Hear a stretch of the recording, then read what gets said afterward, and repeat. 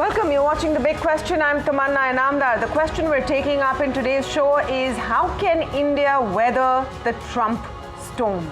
Now, defying speculation that his tariff threats were just that, empty threats or bluffs, US President Donald Trump has followed through on his words and gone ahead and imposed steep duty on the country's biggest trade partners and friends. Canada and Mexico have been slapped with 25% tariffs across product categories. For energy imports from Canada, a lower 10% tariff has been imposed. As far as China goes, a second round of 10% tariffs have been imposed, taking the total tariffs from the US to China up to 20%. Countries have swiftly responded, calling the move a dumb thing to do. And I'm quoting here, Justin Trudeau of Canada has imposed retaliatory tariffs of 25%. Trudeau says more tariffs will come into effect in 21 days. China has hit back with 10 to 15% tariffs and put 25 US firms under export and investment restrictions. Mexico has also vowed to impose counter tariffs by the end of the week. Now, tariff for tariff, in a sense, will just boost up prices. Tariffs are taxes that one country imposes on the import of goods from another country. Question is, what about India? As far as India is concerned, the clock is still ticking. Starting March 12th, Trump has promised to slap 25% tariffs on steel, aluminum imports, raising concerns for Indian steel producers facing intense competition and oversupply. A bigger concern is the reciprocal tariffs, which are set to come into effect from April 2nd, something which Trump doubled down once again in his maiden speech to a joint session of Congress. Listen in. India charges us auto tariffs higher than 100%. China's average tariff on our products is twice what we charge them. And South Korea's average tariff is 4 times higher. Think of that, 4 times higher. And we give so much help militarily and in so many other ways to South Korea, but that's what happens.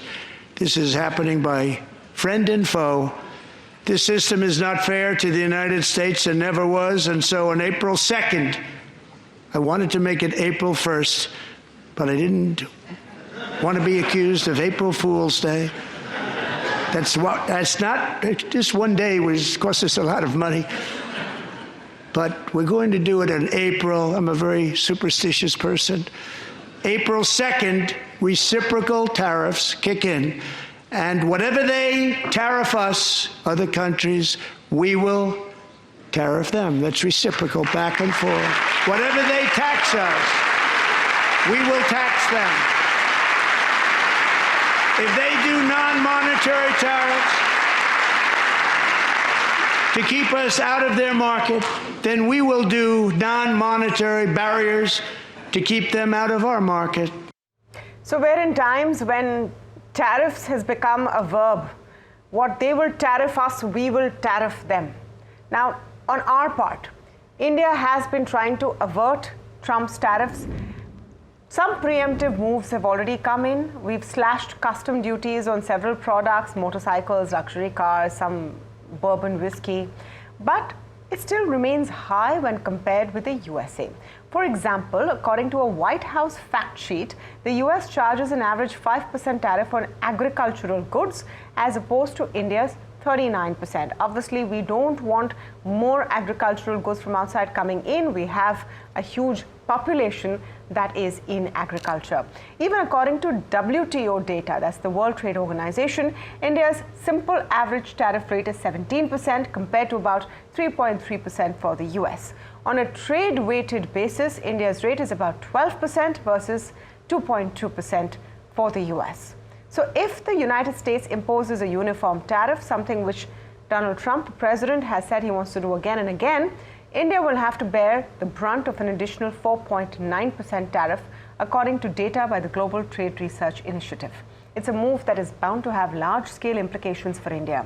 In fact, Union Minister Piyush Goyal is already in Washington negotiating terms of a trade deal and trying to strike a balance when it comes to reciprocal tariffs. With this, that is the big question. What can India really do to navigate the Trump tariff storm, and can we emerge unscathed?